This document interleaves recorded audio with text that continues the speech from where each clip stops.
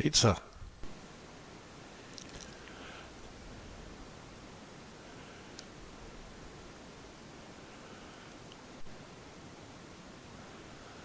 I don't have many appliances in my kitchen, but the one I really have that really makes a difference is the Breadman.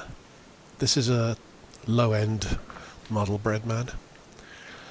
It does the job nicely. Just 8 programs, I think. It has a little specially shaped container with a little beating, rotating thing in the middle.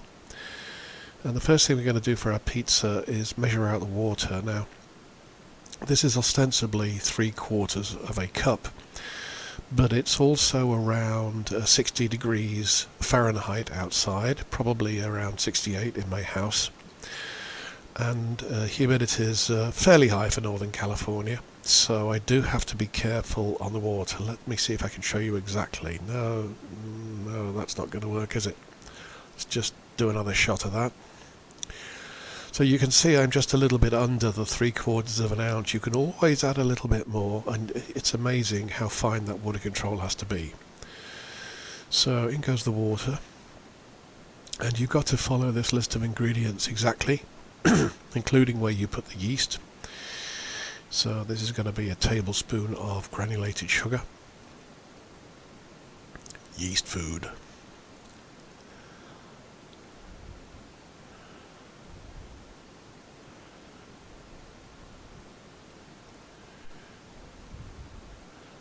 Tablespoon of coffee mate. I don't know why we put this in. Some legacy reason. I just daren't not do it anymore.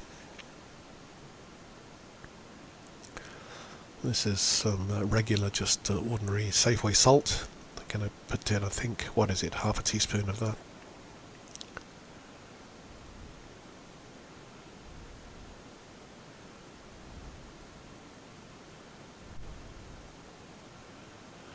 Oil, just standard El Cheapo Walmart olive oil, and again I'm putting in just slightly less than a tablespoon here, maybe a half by the time stuff gets stuck on the spoon. That's my regular stovetop spoon. Just the oil, and now we're going to put in, what are we going to put in next? Oh yeah, the salt and the coffee mate and stuff and sugar into the oil and water. Flour time. I'm going to be using a flour, bread flour. Whatever you do, don't run out halfway through the video. No.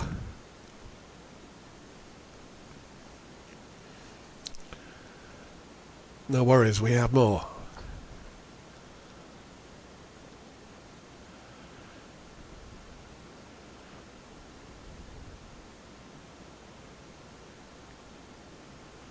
It's 1 cup.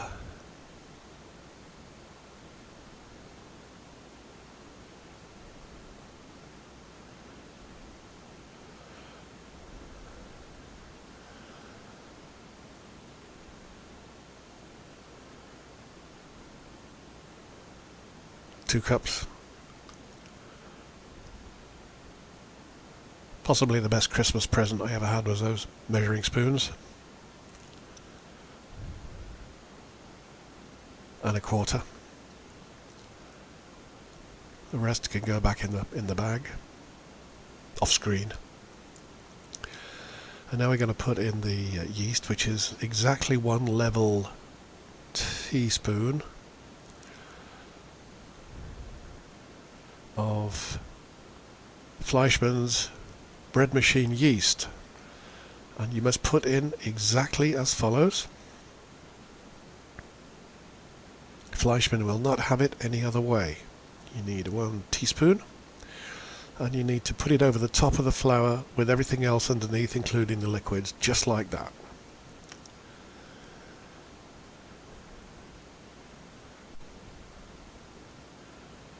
Okay, back goes the container into the Breadman.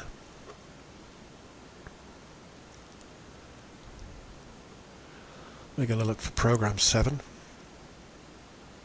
Put a little bit of extra movie lighting there. Actually, it's just my flashlight. And off we go. That's going to be about 90 minutes.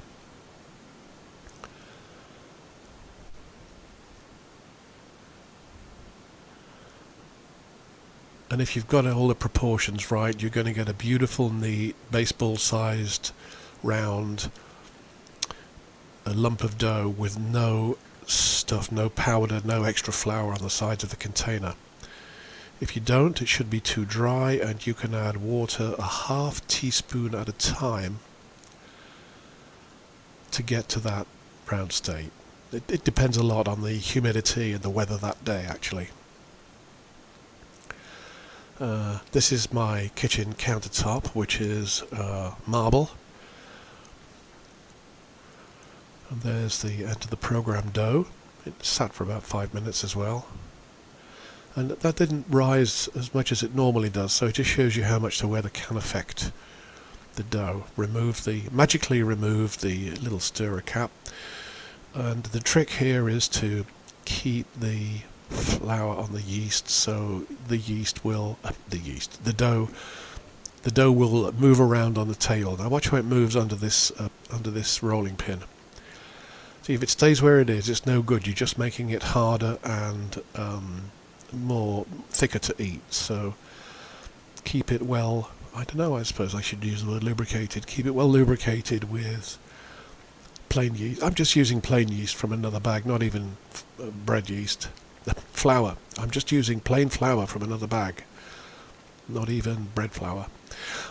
And you can see there how the dough moves around, and it's got to be doing that, otherwise you won't be stretching it out like those people do when they whiz it around with their hands, the thing that I can't do, and you probably can't either.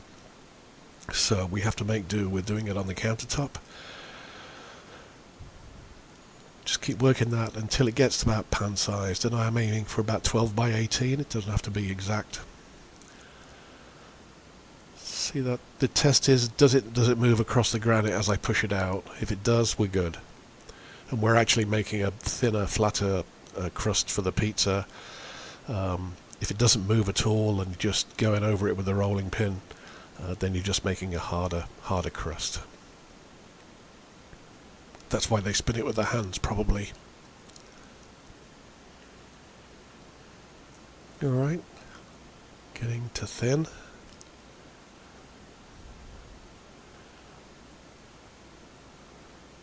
This is why people who make pizzas a lot are always covered in flour.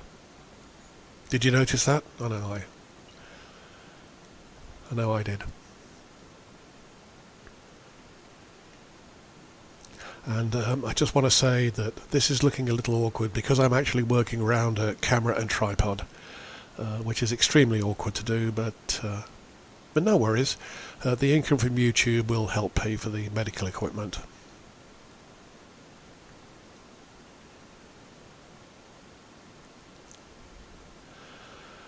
And we've got to start treating it carefully. We don't want to be picking it up by one edge or anything like that, or we'll just put holes in it now. The agony of thin crust pizza. So there you can see it all stretching out nicely. This essentially replicates what the professionals do without all that throwing it around the lampshade business.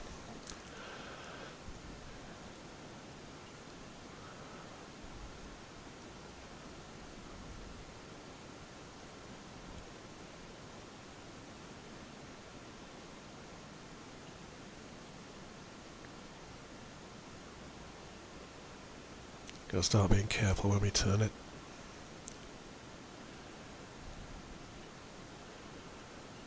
Man, those tripods are big. Alright, we're getting down to final size now. It's going to go into a square pan, but I'm not too particularly worried about the shape.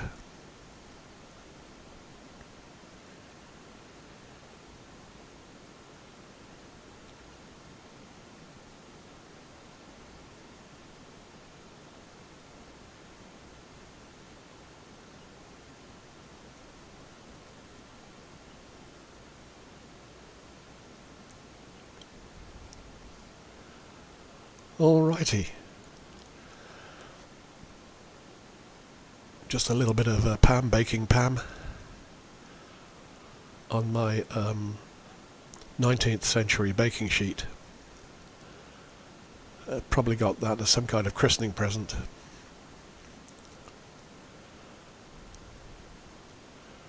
And up we go with the flour, the dough, and lay it over the pan as best you can.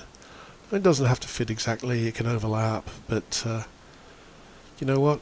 You leave those raggedy bits like that, and it's not going to really be a downside to that. Just trim it off.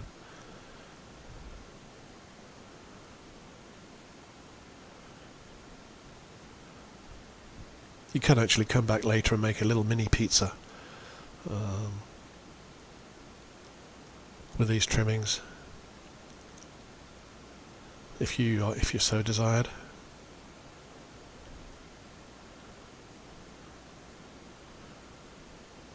And you can see there's the final shape, and the beauty of those corners that have left undone is that they will produce an incredibly thin and crispy edge, which kids love. I don't know why.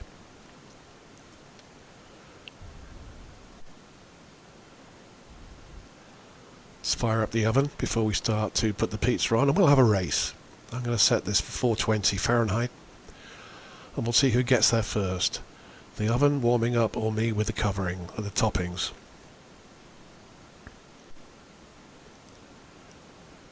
Alrighty, so just your standard supermarket bought pizza sauce. I like Newman's Own, partly because it's cheap and partly because it's really well made, but the guy also made great movies, so what's not to like about that pizza sauce?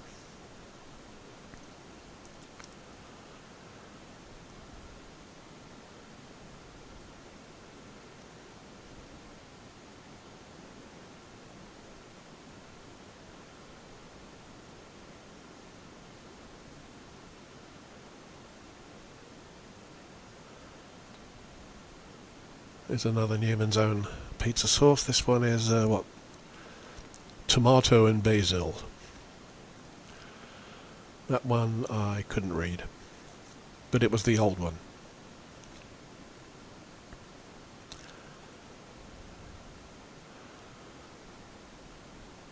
Not my favourite spatula, but you know, higher up than the wooden one in ranking.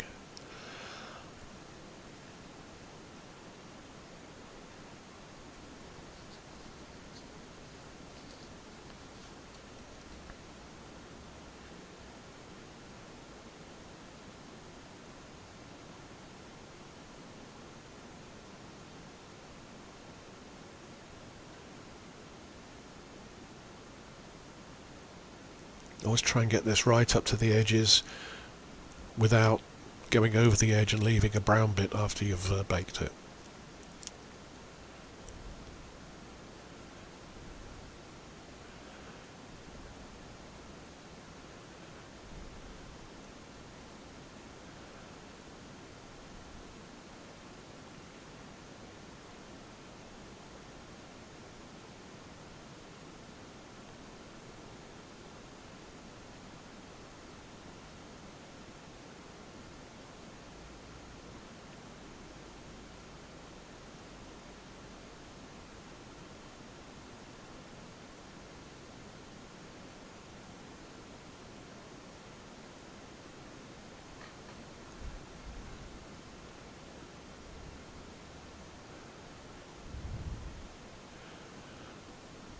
Let's get some cheese on it.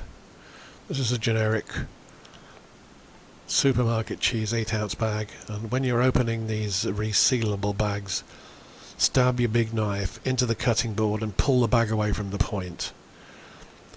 You know, there's a lot of people that go to hospital each year from doing things like opening these bags. So the safe way, stab the point of the big knife into the cutting board and pull the bag away from the point. You can also wear armour if you like.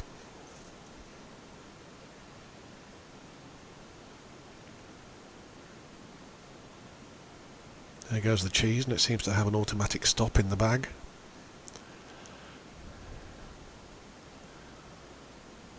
Which isn't that far off. But we'll override that.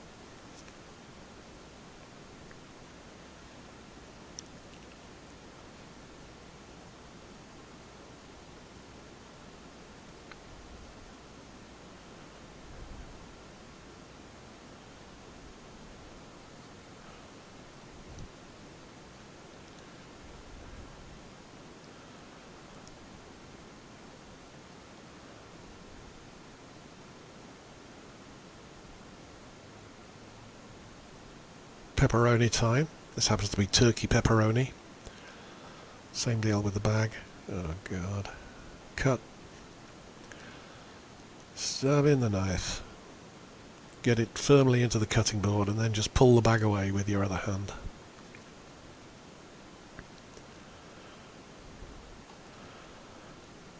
And then you'll have something that you can tear.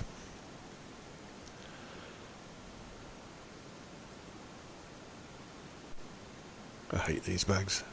Cut. Alright, we did it. Only about 5 minutes off screen there. Did I say this was turkey pepperoni? I couldn't find a regular pepperoni.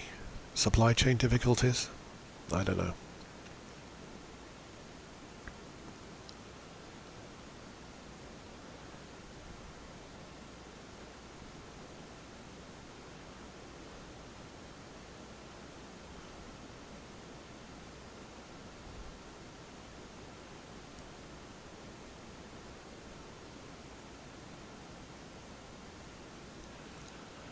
What I like about the working outwards from the centre method is that you can screw up all the edges equally.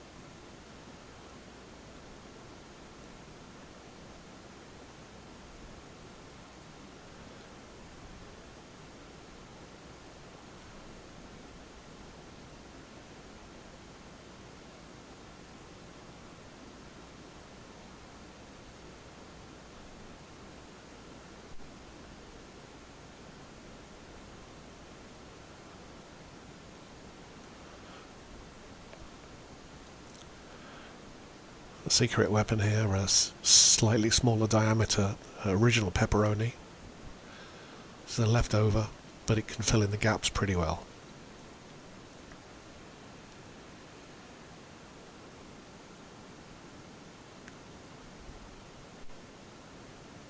Alrighty, close enough, and so we got there about the same time.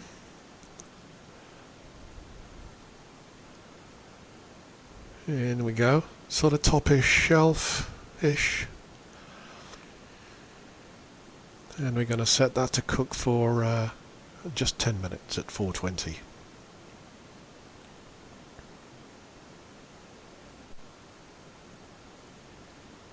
Alright, 10 minutes later in YouTube time. Let's have a look how we did.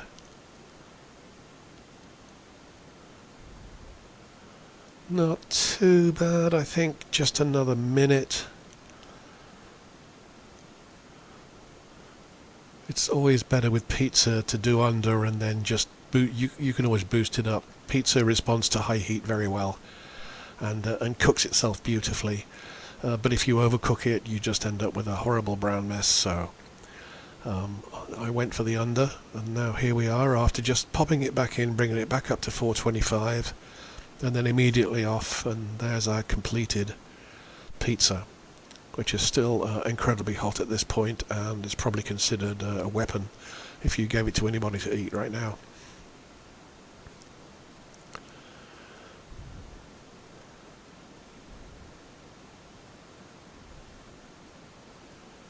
Alright, thank you, oven. There we go.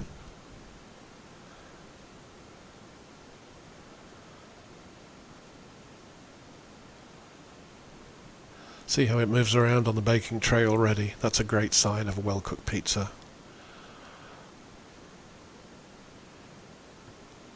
Or I should say, properly cooked.